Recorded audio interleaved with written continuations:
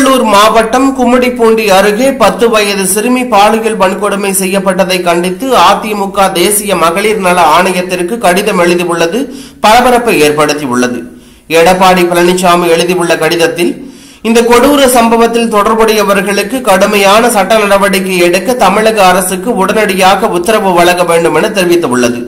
வன்கொடுமையால் பாதிக்கப்பட்ட சிறுமிக்கு தேவையான மருத்துவம் மற்றும் மனநல உதவிகள் உடனே வழங்கப்பட வேண்டும் என்பதும் உரிய பாதுகாப்பு நடவடிக்கைகள் மேற்கொள்ளப்பட வேண்டும் என்பதையும் அந்த கடிதம் வலியுறுத்துகிறது. மேலும் 2022 முதல் 2025 வரையிலான காலகட்டத்தில் தமிழ்நாட்டில் இடம்பெற்ற பாலியல் வன்கொடுமை சம்பவங்களை விரிவாக ஆய்வு செய்ய ஓய்வு பெற்ற உயர்நீதிமன்ற நீதிபதியை தலைமையிலான விசாரணை குழு அமைக்க அவர் கேட்டுக் கொண்டதாக தகவல் வெளியாகி பரபரப்பையும் அதிர்ச்சியும் ஏற்படுத்தியுள்ளது.